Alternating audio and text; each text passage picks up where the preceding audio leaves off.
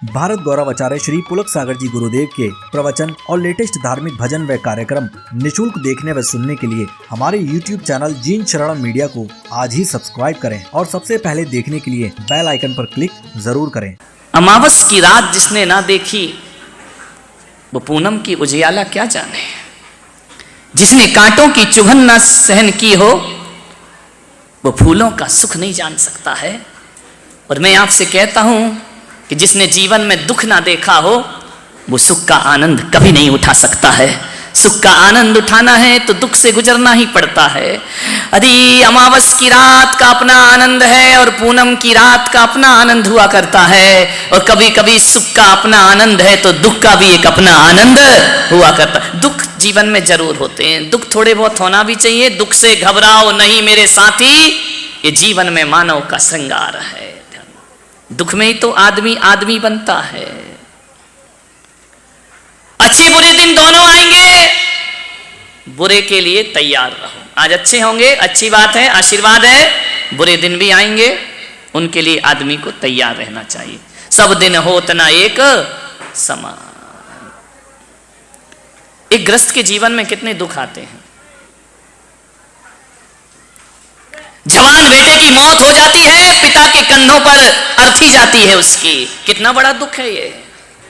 व्यापार फेल हो जाता है, आदमी ऊंचाइयों की सफलता तक पहुंचता है और बीच में ही हार जाता है, लौट आता है। कभी कभी बनते हुए काम बिगड़ जाते। आदमी की जिंदगी में सब चलता है। मान्यवर ज्ञान गंगा महोत्सव का आज समापन दिवस है और मैंने पहले ही दिन कहा था कि ज्ञान की गंगा वो गंगा है जब निकलती है तो पतली लकीर से निकलती है, लेकिन जब कलकत्ते में पहुंचती है तो गंगा सागर में परिवर्तित हो जाया करती है। और आज यह ज्ञान की गंगा गंगा सागर का रूप ले रही। कितने लोगों की उपस्थिति है, ये गंगा सागर बन गई है।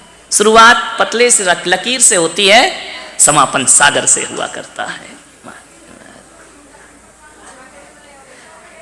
हजार दुख है आदमी के जीवन में। सफलता मिलती है, समृद्धि मिलती है तो आदमी कहता है खुशकिस्मत आदमी है। असफल हो जाए, समृद्धि ना रहे, विफल हो जाए, कहते हैं वो बदकिस्मत आदमी है।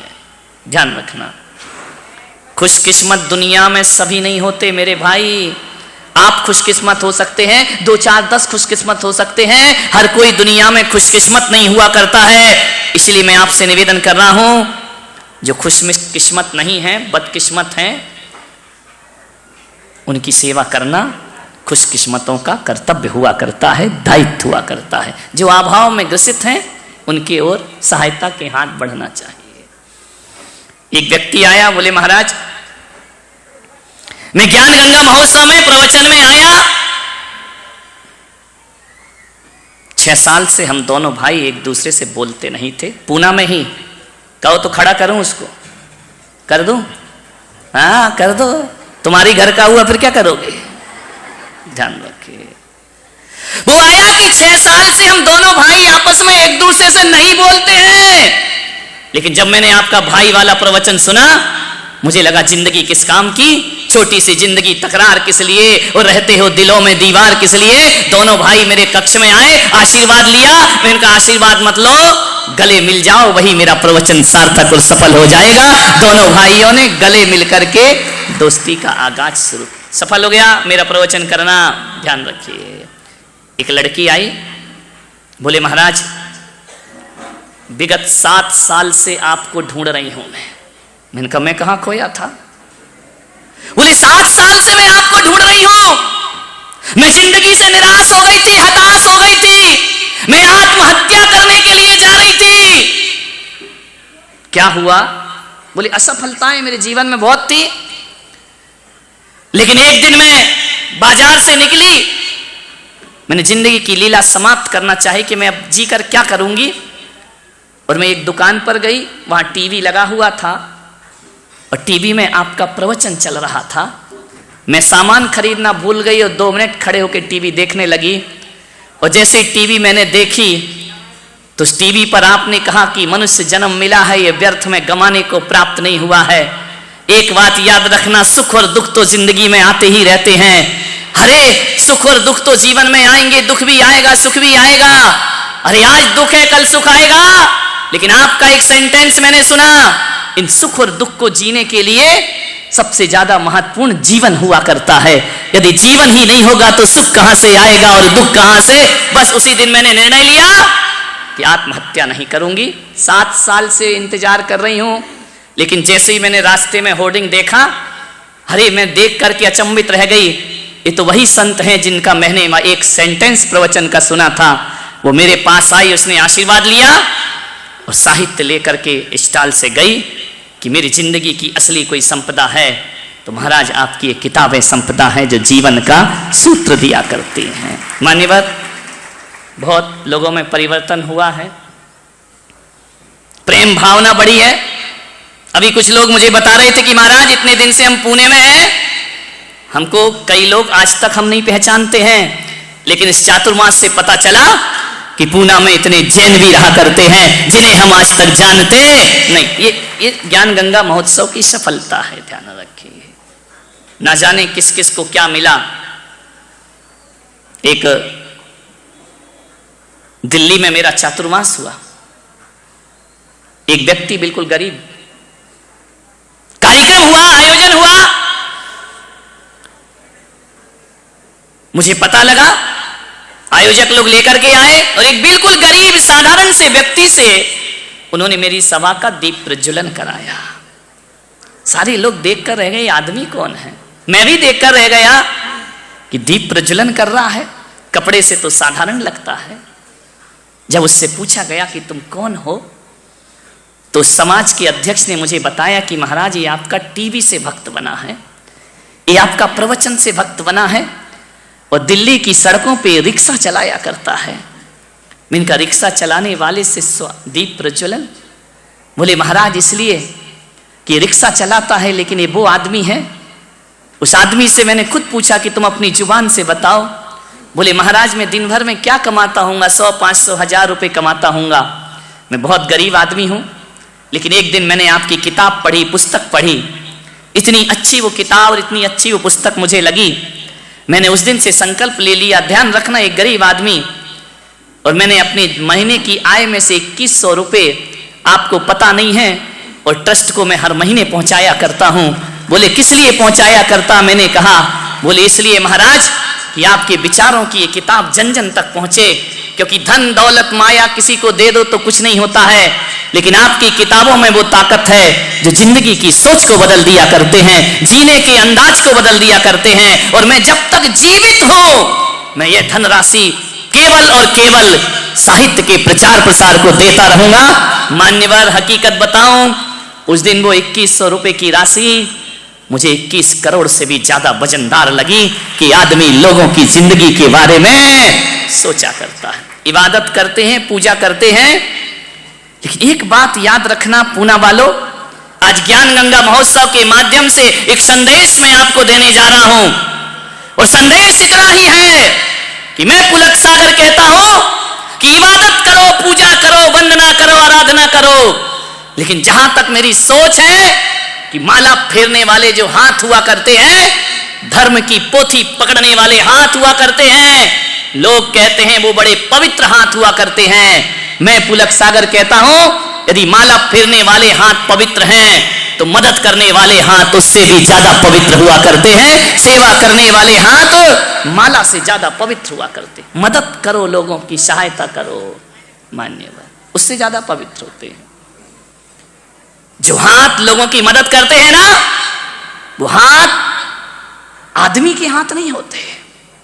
अभी बताया गया ना, शेख रसिक लाल मदद के लिए सदा खड़े रहते थे। आप क्या सोचते हो कि कोई रसिक लाल धारीवाल के हाथ थे? वो भगवान जब लोगों पे कृपा करता है ना, तो सीधे हाथ उसके जमीन पर नहीं आते, वो इन जैसे लोगों को अपना हाथ बनाकर जगत की सेवा करवाया करते हैं। संसार की सेवा वो ईश्वर के हाथ होते हैं। जो किसी के जख्मों पे मलहम लगाते हैं वो ईश्वर के हाथ होते हैं। जो किसी के सहारे के लिए आगे बढ़ जाए वो भगवान के हाथ। इंसान के बस में ये काम नहीं है। ये तो कोई देवता जैसा पुरुष ही मानव सेवा का काम इस जगत में कर सकता है। ध्यान रखना मान्य। मनुष्य स्वयं एक मंदिर है। एक बात स्मरण में रखना, मनुष्य स्वयं एक मंदिर है और ये धरती तीर्थ स्थान है। और जो मनुष्य ईश्वर की आराधना करता है, एक बात याद रखना, मानव की सेवा सबसे बड़ी ईश्वर की आराधना हुआ करती है। इससे बड़ी ईश्वर की कोई पूजा नहीं हो। इंसान हो, इंसान बनो। इंसान के काम ना आएगा तो क्या करोगे आप? अश्क में भीगी हुई मुस्कान का हम क्या करेंगे? छल फरेबों में मिले सम्मान का हम क्या करेंगे?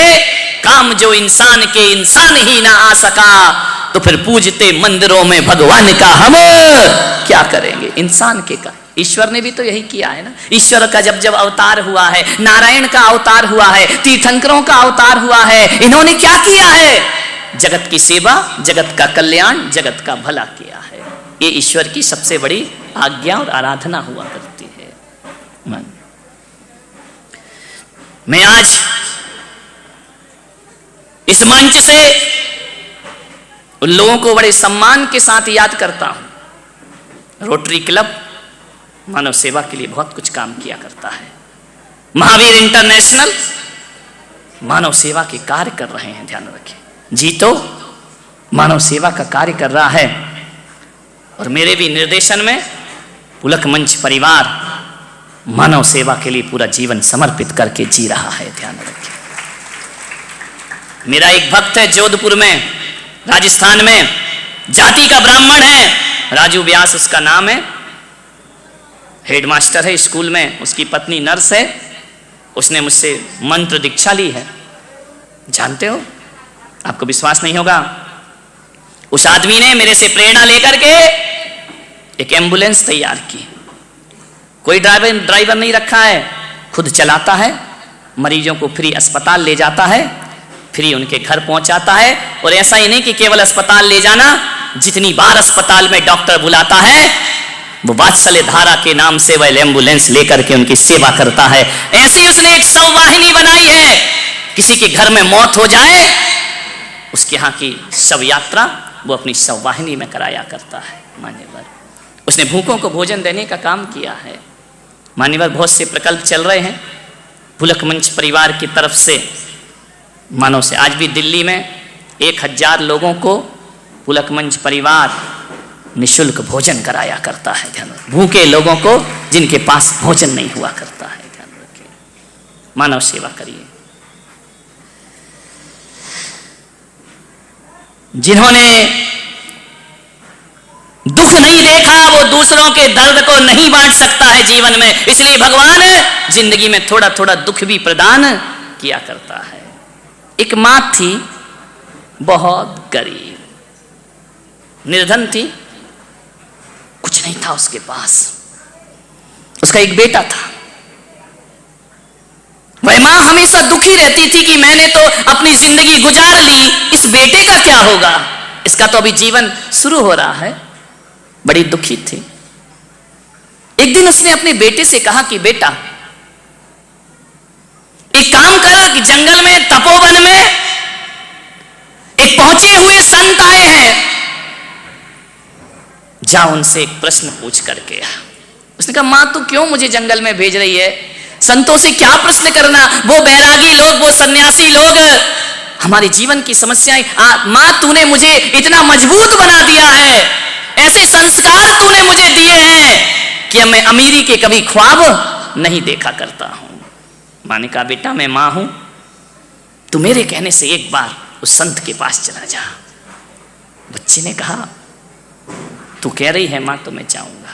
मांगना कुछ मत, मैंने तुझे सिखाया है कि गरीबी के दिन जी लेना, लेकिन किसी के सामने हाथ फैला। मांगना कुछ मत, बस जाना और एक प्रश्न पूछ के आना अपनी मां का।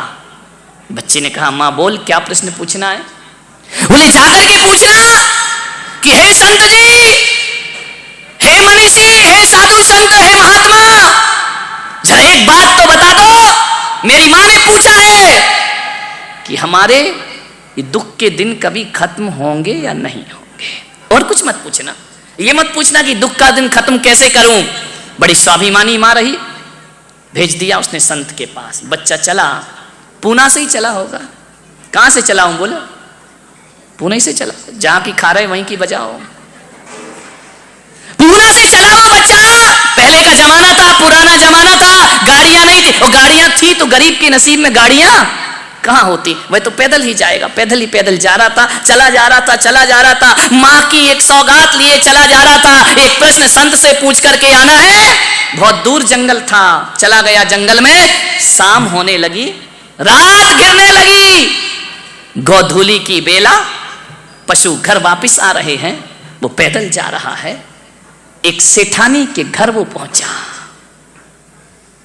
सेठानी से कहा कि सेठानी, तुम्हारा इतना बड़ा मकान है, इतनी बड़ी हवेली है, मैं पैदल किसी संत के पास जा रहा हूं, क्या आज की रात तुम्हारे घर के बरामदे में गुजार सकता हूं? सेठानी बड़ी दयालु थी, धार्मिक प्रवृत्ति की थी। उसने कहा बेटा रात गुजारो, आओ विश्राम करो, रहो यहां आराम से।